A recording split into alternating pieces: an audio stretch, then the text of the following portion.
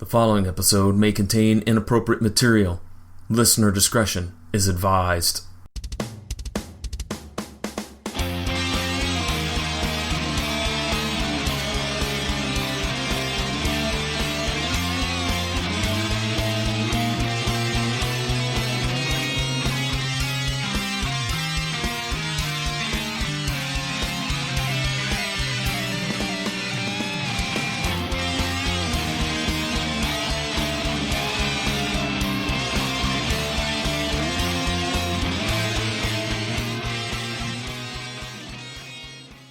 Ladies and gentlemen, boys and girls, welcome to another episode of Mattalk, where we find out that John owes me $10, but he's not going to pay me back. That's topical because we had a conversation about money a couple days ago, so that's funny. Yeah. So, Jason, how are you doing? I'm doing great, man. You were a little under the weather this week, weren't you? Yeah, I had a head cold. I was a little bit nervous because my sister has COVID, her husband has COVID, and my niece has COVID. And I was with my sister all day last Saturday. So I'm like, all right, we got COVID. I had to call the school. I'm like, what's the protocol? And they're like, well, were you with your sister for 150 minutes? I said, yes. I was with her for about 4 hours. They said, well, then your daughter can't come back to school until she takes a test on Friday, but since it's Friday, she can come back on Monday.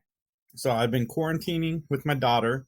Well, I don't go anywhere, so I'm not really quarantining. I'm just doing what I normally do. Kylie's quarantining. Now, your sister and brother-in-law and you said niece, right? Yeah. Are they all fine? No, they my niece and brother-in-law just got it. Okay. So, but I mean, have they had a severe case or no? They're sick. Oh, I'm sorry to hear that, man. My sister was sick too. Oh. But the really bad part of it seemed to only last a few days for my sister. And then it was just constant exhaustion. Okay. Well, I hope they feel better, man. I hope they get healthy. Because my neighbors are gotten it too. And they tested positive for COVID. Luckily, they've had very mild symptoms because they're 77 and 75 respectively. You know? Yeah. So my sister's kids go to a private school. So as long as the kids that don't have it are negative on tests, they can go back to school Monday, which to me seems weird. So my sister's going to keep them out just because she feels better about it that way. Okay. Enough of all this negative talk. Let's do something positive here. Let's talk about a great episode of Matlock. No, let's talk about John paying me back that $10 he owes me. That's literally my only notes for this episode is Matlock asks his friend, do you have the $10 you owe me? He says, yep, but you're never going to get it. And then I don't remember what Matlock says. Well, let's go ahead and talk real quickly about one little bit of house cleaning that we have to discuss. First of all, thank you to everyone who sent in questions, comments to us to Ask Nancy Stafford. This past Tuesday, we recorded the episode with Nancy. And first of all, I don't know about you, Jason, but what a delight she was to speak to. Yeah, so far we've been blessed with everybody we've interviewed from the show. Yeah, we have certainly been blessed by having all these fantastic stars come on and talk. Nancy was no different. It was such a pleasure to talk to her. And you know what? We're going to get it out. We're going to get the episode out right away. December 27th, which will be our next scheduled Matt Talk. We're going to put the episode out because we've had a lot of people that have asked us questions about when it's coming out. And so we're going to put it out on the 27th. Consider it like a belated Christmas gift from Jason and I. And we're real excited to share the episode with you all. Yeah, 100%. All right. With that, then, let's go ahead and let's jump on into this episode of Matt Talk, shall we? Absolutely. Let's do it. All right, then, ladies and gentlemen, let's get into our opening statements.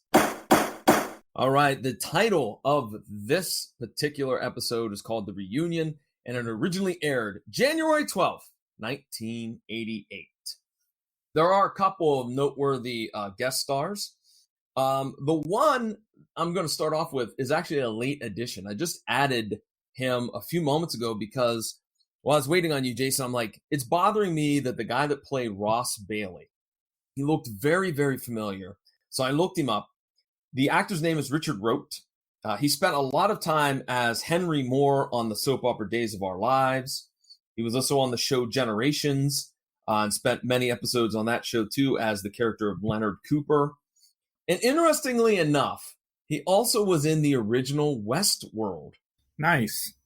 Yeah, he had a bit role on there. But as you go through his IMDb, he's been one of those actors that's been on literally almost every show. And so that's why I look very familiar. I think I remember him from Days of Our Lives. So Richard Rote, our first guest star. Let's move on to our next guest star. It's the gentleman named Don Sparks. He plays Joe Donato, which is the coroner. He is also probably most known as having many roles on the franchise of Law & Order. I mean, he was on Law & Order SVU, Law & Order Criminal Intent, playing multiple roles. He also was Larry Spitzer, a prominent character on LA Law. And you might also know him. I'm not sure if you watched this show or not, but I think you did. He was Don Moss on the USA Network show Mr. Robot. I've seen the first season. Very good show. Okay. Yeah, I agree. The second season is I quit watching because I hated it. To me, jumped the shark in the second season. I heard the second season wasn't good, but I heard the third one was really good. I quit at season 2. I was like, So, and our final guest star is a man that, again, much like Richard Rote, is a man that as soon as I saw him, I'm like, I know this dude. He's been on a ton of things. And that would be the actor Basil Hoffman, who plays the nerdy Gary Springer. You may know him as Ed Greenglass on Hill Street Blues, Stu in the movie Hail Caesar, Principal Dingleman from Square Pegs, which is where I remember him from, and he was also, Jason, are you ready for this? Because it's one of your favorite shows. He was also Gerald Stanley in Beyond Belief, Fact or Fiction. There's a lot of fact or fiction people on this show. But I want to go back real quick because I know that they're rebooting LA Law. And I want to ask you, John Orlando, because this is up your alley. Should I revisit LA Law? Because I've never seen it. I know it's got a hell of a cast. I got to be honest, I never watched it either. I have no idea. But it does have a hell of a cast. Susan Day, Lisa Rinna, who else? Corbin Burnson. I mean, it's got a great cast. I don't know. I never watched it, man. Yeah, it's coming back. And I think this is a little spoiler alert for our talk with Nancy. After talking to her, I really think that I'm going to sit down and I'm going to write a pilot script for the Matlock reboot with you, John. Okay. With you. Okay. I think we can do it. I think we can. We could definitely do it. Then we could start shopping it around. I just send it to Nancy. And the guy from Clean Flicks. Pitch it to him because it's a wholesome show. I'm not familiar with Clean Flicks. We'll put it on our list of things to do. So, Jason, with that, are you ready to give an opinion? Your opinion, and only your opinion, so help you? I do. Then it's time to testify. All right, let's get the plot of the episode. Ben investigates the murder of a law school friend and defends one of the partners accused of the crime. Our opening scene is old photos of Harvard with a college a cappella group singing, I think, the Harvard fight song or whatever. You said that it sounded very holiday-esque, that you thought it was going to be another Christmas episode. Yeah, I did, man. Maybe I'm just in the mood for Christmas because it's 'tis the season, but I did. I heard the music and it just took me aback for a second. I'm like, all right, maybe we get another Christmas episode. It's been a little too soon, but we'll see. But it was not. It was not. We see the character of Warren arriving for a meeting late. And dude, I so busted out laughing. He takes his coat off. He sits down at his desk. The partners are there. What does he do? He turns to the secretary and says, "Get me a cup of coffee, honey." Oh my gosh. I was like, that's so dated. And I was in tears, man. I could not stop laughing. And then within a mere few seconds, she returns with a cup of coffee. What does he say? "Thank you, honey." Oh my. The objectification of women in the 80s is off the charts. At least it wasn't Babe. That would have been a little too on the nose. Yeah, probably. Give me And some he didn't. coffee, babe. He didn't give her a swat on the behind either, like in Don Draper would in Mad Men. You know what I mean? Yeah, that's another show I need to watch. Same here. So the partners want to get Skip Walker to be a partner, and Warren is against it. He and George argue. Victor is pretty much indecisive. And my first question that popped in my head, Jason, would you hire an attorney named Skip? Maybe. Really? If he's a budget attorney, he's in my budget. Well, are you saying like Skip is one of those low-cut ambulance chasing type of lawyers? Yeah, I'd be down for that. But yeah, Skip Walker sounds like one of those guys. Yeah, but is that what he tells clients his name is? I don't know. Or is it just friends? Because they're all friends from law school. But remember, he's not. He's one of the new rookies. Oh. So, yeah, I could see turning on the TV at 10 p.m. on like the local NBC station and saying, "Have you been hurt in a car? Well, I'm Skip Walker, and I'll fight for your rights. Call me at 1-800-SKIP-LAW." We don't get paid unless you get paid. Yeah, exactly. I don't know. I wouldn't hire a dude named Skip Walker as my attorney. I want them to have like a regal name, like William Kesterton III. Like that is an attorney I would hire. You're so prejudiced against attorney names, John. I guess I am. So Skip runs into Ross as Ross and the rest of the partners are leaving the office to go to the reunion. Skip receives the news that he did not make partner. He's a little down, and then he sees Warren, who is super condescending to him. I mean, I was like, dude, they should punch you in the mouth the way you're acting. So we get to the Harvard reunion, and were you shocked that it was the class of 1957? I was not. You were not? I kind of was. I thought it would be in the mid-60s. I really would. Really? Yeah. When was Andy Griffith's show on? Well, wait a minute. I don't think the timeline of that has to match up. I'm just saying in terms of the mythos of Matlock, I would think it would be the mid-60s. I don't know, because they paint Ben as an older guy. I know, but I don't know. We're playing with the sacred timeline a little bit, aren't we? Little low-key joke there for everybody. Matlock arrives. He's greeted by everybody. Warren, Ross, George, Victor, Gary, yada, yada, yada. They review all the hijinks they pulled, and here's the big awkward moment. Hey, does anybody remember Grace Coolidge? Yeah, I married her. How's she doing? She died last year. Womp, womp. It happens at almost every reunion of sorts. Like, you go in, you're excited, you find somebody you haven't talked to in a while, and you start talking about somebody else, and you find out something horrible happened to them, and it's awkward. Have you gone to your own class reunion? I did. Nobody died in mine, but yeah. I went to how was it? Year. It was fine. Okay. I had fun. Okay. I hung out with the same people I hang out with still to this day, just in a smaller setting with a lot more people that I didn't really talk to then, and I still don't really talk to now. I went to my 10-year. Well, let me take that back. I went to the Icebreaker, the little party beforehand at a local restaurant. I did not actually go to the class reunion, and let me just tell you, the Icebreaker was enough for me. I was like, yeah, I don't need to go to the class reunion tomorrow. I've had my fill. Thank you. You still talk to anybody from high school? 3 people, yes. So one who lives here in Columbus, one who lives in Akron, and one who lives back in Steubenville. So yes, I do speak to those 3, and there you go. Anyways, you know what? Hey, folks, this would be a great segue for us to tell you, why don't you email us some of your reunion stories? We'd love to share them on air, provided you're okay with it. Jason, tell them where they can email these stories. You guys can email us at benmattalk@gmail.com. And while you're there, please let me know what age you think Matlock would have been in 2021. Thank you. Okay. Are you doing research on your screenplay already? Is that why you want people? Oh. I am. I need to know what age he died in 2021 to bring the rest of the people back.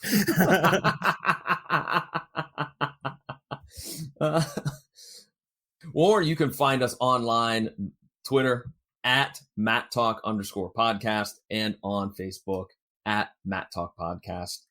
Victor is giving a speech and he channels his inner Oprah Winfrey. You get a scarf.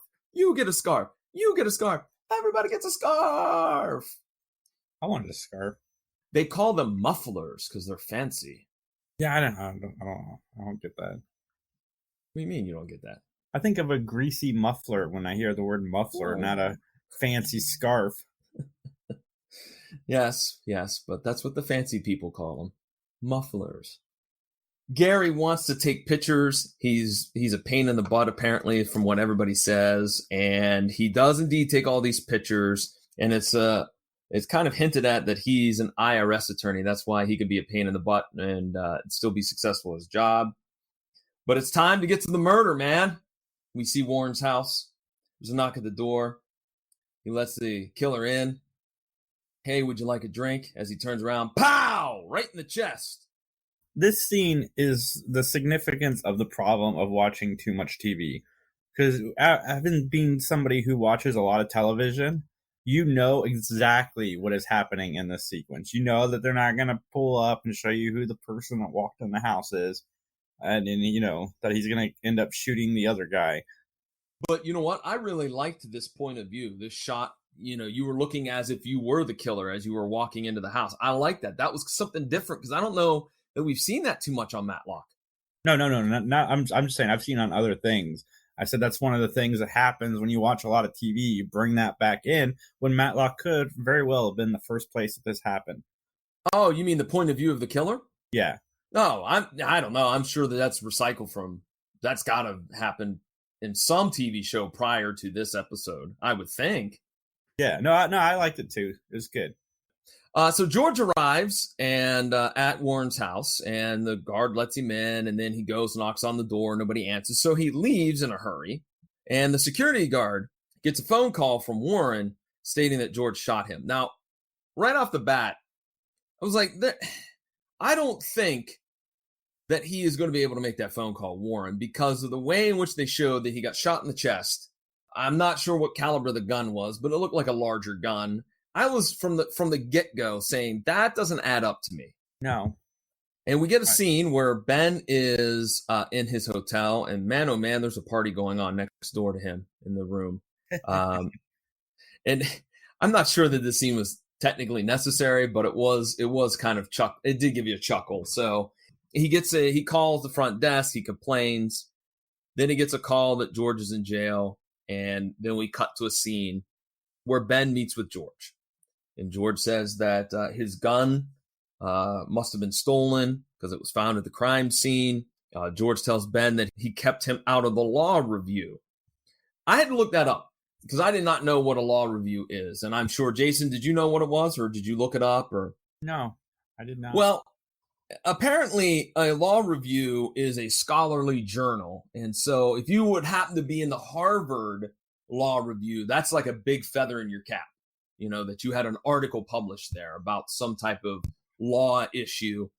So Ben asked why, and George states that Ben was a little bit older, and maybe because he was a little more down home like with his Southern background, that they kept him out of that. But you know what? Props to Matlock. He didn't hold a grudge, did he? No.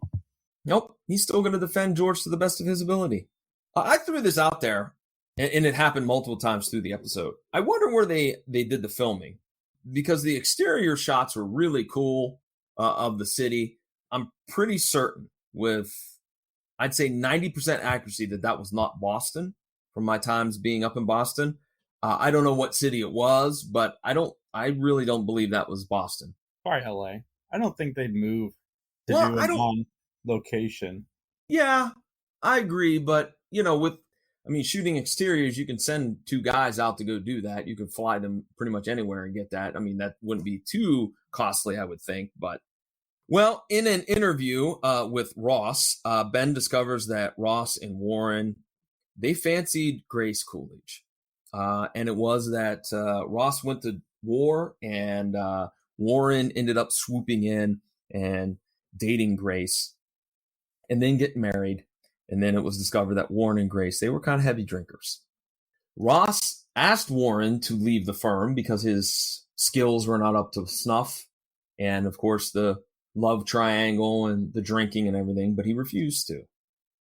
So then we cut to a scene where Gary drops off the pics. And I love this. The bill's inside. Just drop a check in the mail. And that outrages Ben to no end, doesn't it? Yes, it does. Which I didn't order these. But I got to be honest, I don't know about you, but I would be mad about that too. Because if I was at like my reunion and they were taking pictures, I would just assume that I'm getting one, like, free or something. And to get a whole packet and a bill for them, I'd be pretty ticked off too. So Skip and Ben have a little chat, and I thought that Skip was a little bit ominous in his way in which he interacted with Ben. But Ben walks into Warren's office, and he finds Victor going through Warren's desk. And Victor makes some excuse and excuses himself right after the arrival of Michelle Thomas and Tyler Hudson. Was it me, or did Victor in his introduction have a little like, oh, how are you, Michelle? Like there's a little spark there, if you ask me. Absolutely.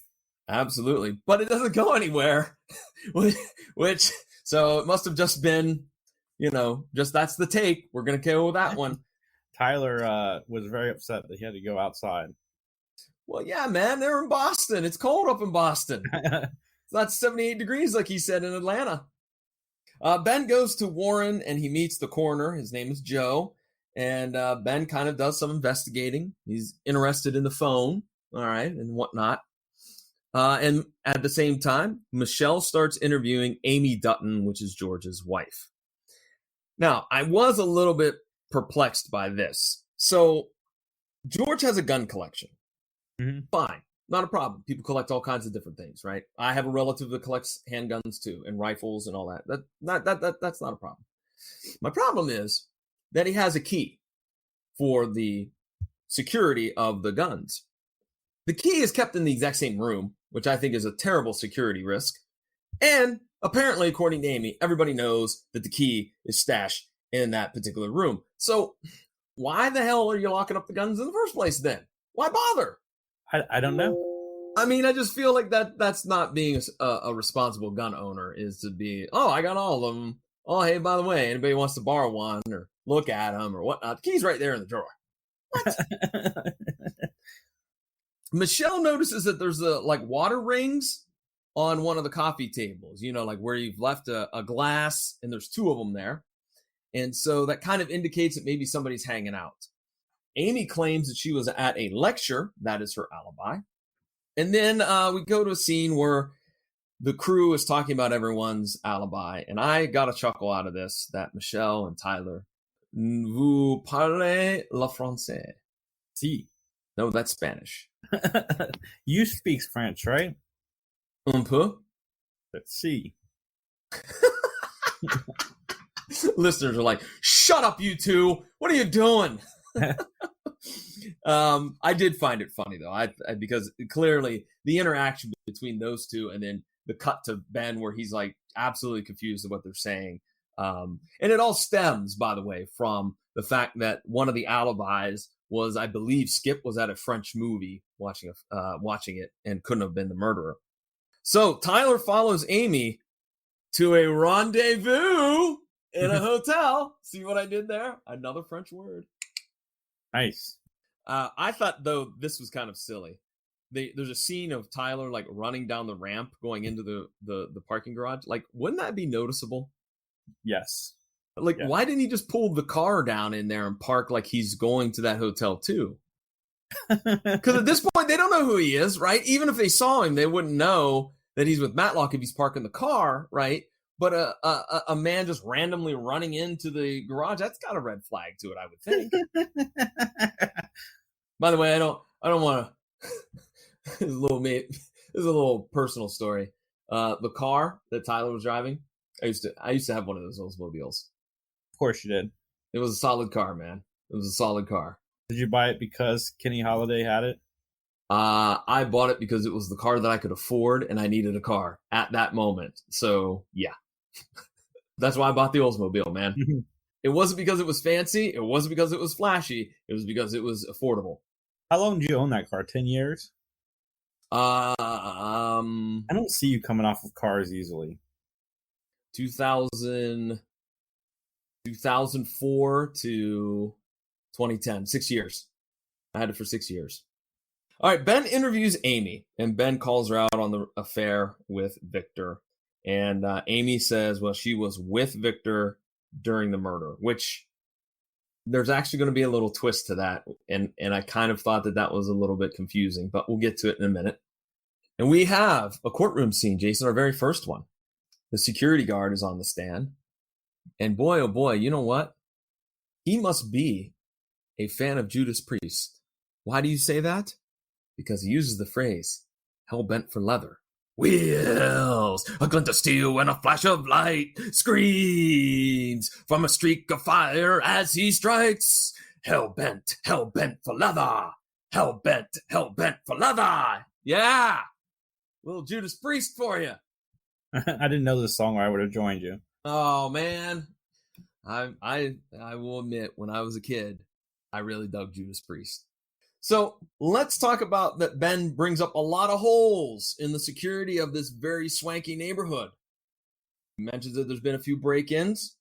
He mentions that indeed the walled community only has 3 sides of the 4 sides of the wall because there's a bunch of woods in the back, and the developer didn't want to hide that by putting a wall up.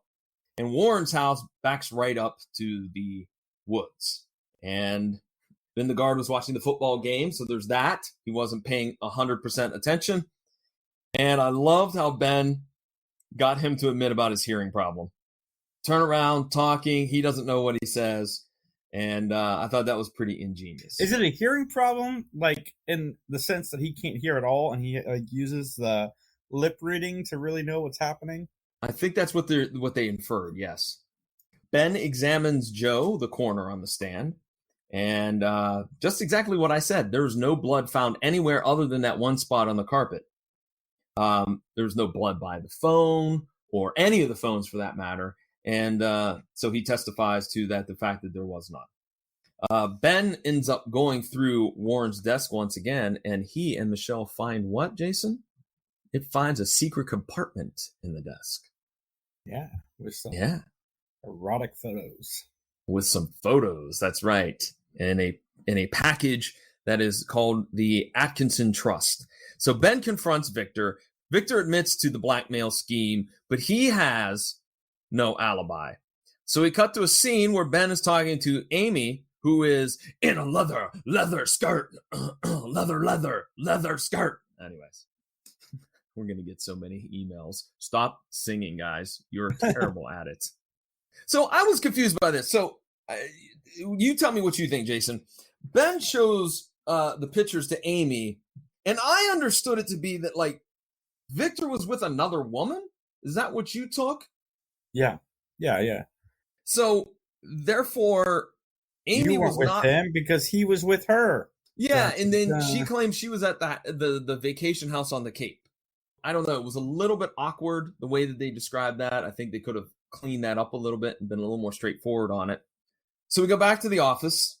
Michelle and Ben are sitting there. Gary calls. Gary is a nerd, as Ben said. He's still mad about being charged for the photos, isn't he? Yeah. Of course he is. He's cheap. I'm surprised he let the $10 go that easily. We skipped over that? I think we did, didn't we? We skipped over that. That happened back at the beginning of the episode when they were introduced. We talked briefly about it, but now you think how many hot dogs in the 80s could you buy with $10? That's quite a bit of hot dogs. Man, I'm saying you could probably buy 12 because I'm saying that hot dogs are probably like 79 cents, maybe. Yeah, now you could probably buy one. Yeah. Unless you go to Dime a Dog Night, you could buy 100 with $10. You know, since we're talking about hot dogs, I'm going to confess something. You don't like hot dogs, John. I like hot dogs if they're grilled. I do not like hot dogs like at a baseball game where they're in the bath water and then they're whatever simmered or whatnot. I hate those. Grill my hot dogs on the grill or don't bother feeding them to me. I think grilled hot dogs are good, but I also think hot dogs at sports games are good. I don't really like homemade hot dogs. They just don't taste the same. Homemade? Who you know makes homemade hot dogs? You know what I mean. You get them out of the package and you nuke them and then you put them in a bun. Well, no, because I clearly have stated that if I if I have hot dogs, I'm opening up the back door, stepping out on the patio, and I'm grilling those son of guns. You don't always have time when you have children, John.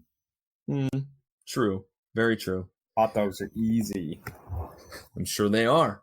Packed full of nitrates. Okay, while Ben and Michelle are waiting on Gary to answer the phone, Ben gets just inspired. In fact, he says, and I quote, "I'll be damned," as he finds a clue in one of the pictures from old Gary. So he leaves right away to go to Warren's house. He gets there and he notices that there's a green scarf hanging by the door, and that is an important clue. Yeah, I saw it right then and there. Wow, I didn't solve it. I didn't know who did it. I'm like, haha, he found out who did it because the guy took the wrong scarf. You really thought that? Yeah. Okay.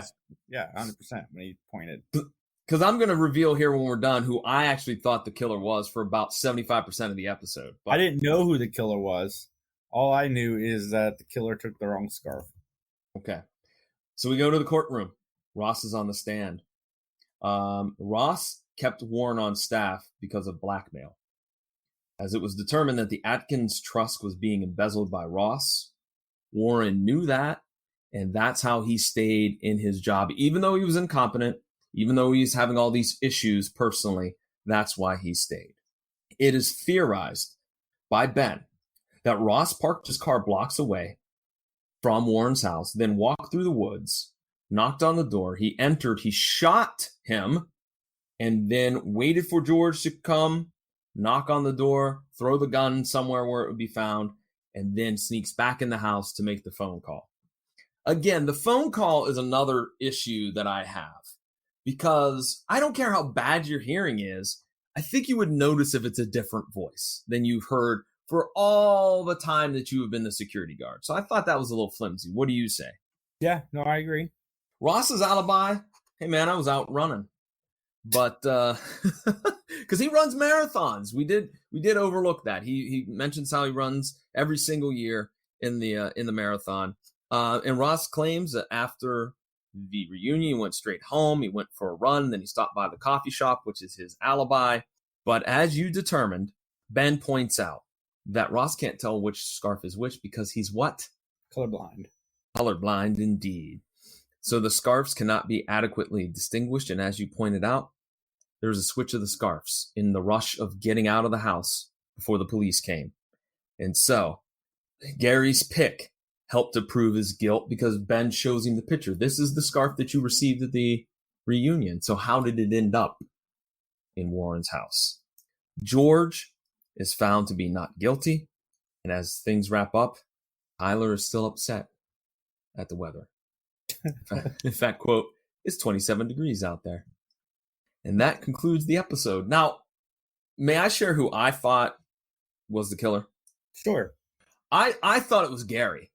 I really did, because the way that they continued to have him show up randomly through the episode, the way that he was kind of the nerd, I was expecting some type of evidence to prove that Gary really didn't want to be an IRS attorney. He wanted to be at the law firm, even if he wasn't a partner. And because he was so geeky and nerdy, that Warren voted him down, that he sought his revenge by killing Warren. That was my thought. Yeah, that's not a bad theory.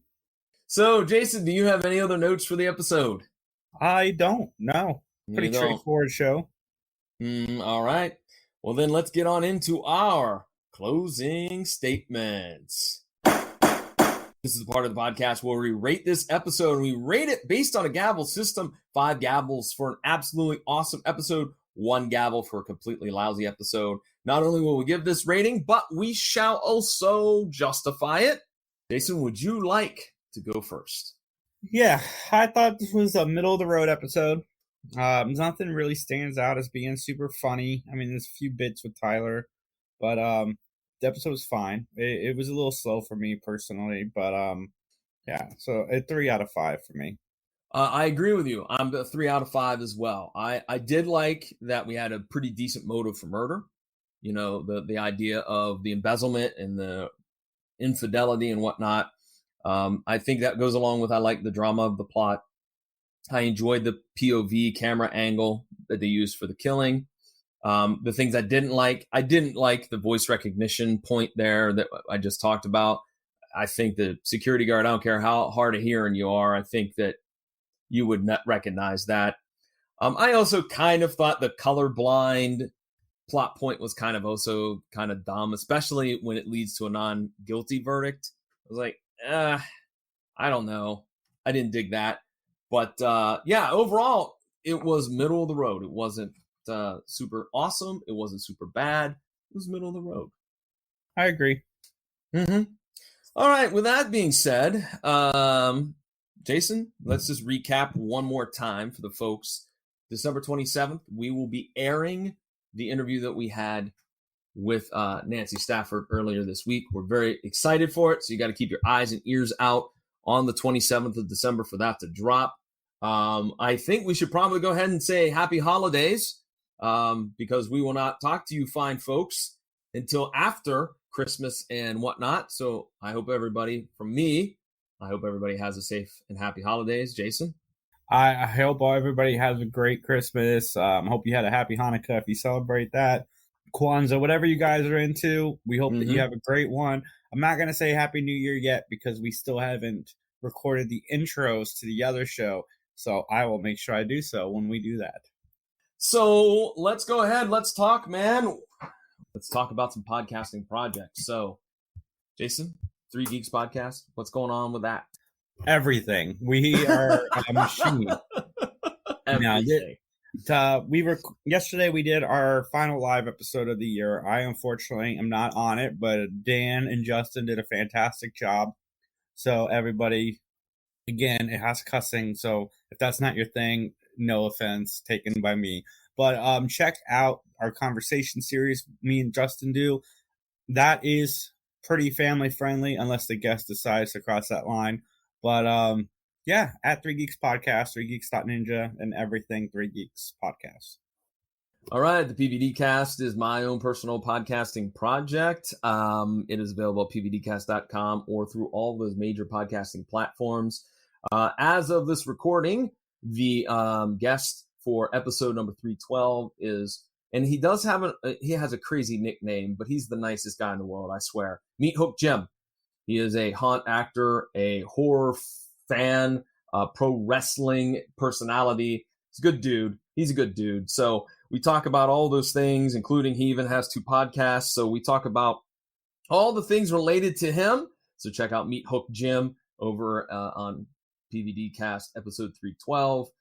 Let's talk about where folks can get in touch with us. And again, on the next episode, we're going to run down everybody who sent in a question or comment. We're going to give you a shout out. We will handle that on the 27th. So please don't think that we forgot about you. We did not. We love getting all the comments, and heck, we even got a couple new listeners. People were like, we didn't even know about this. So we love the fans. Thank you so very much. But real quickly, you can get in touch with us a variety of different places. Facebook at Mattalk Podcast, on Twitter at Mattalk_podcast.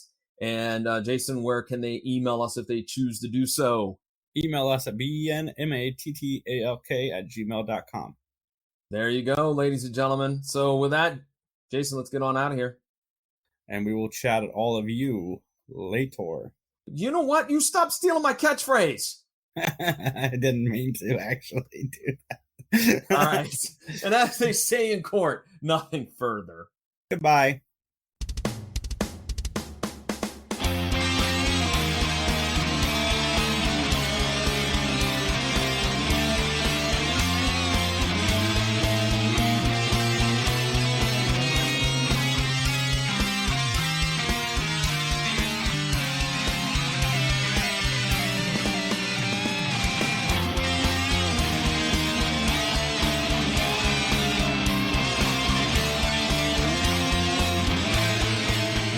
The following has been a joint production of the 3 Geeks Podcast and John Orlando Enterprises, LLC. Copyright 2021.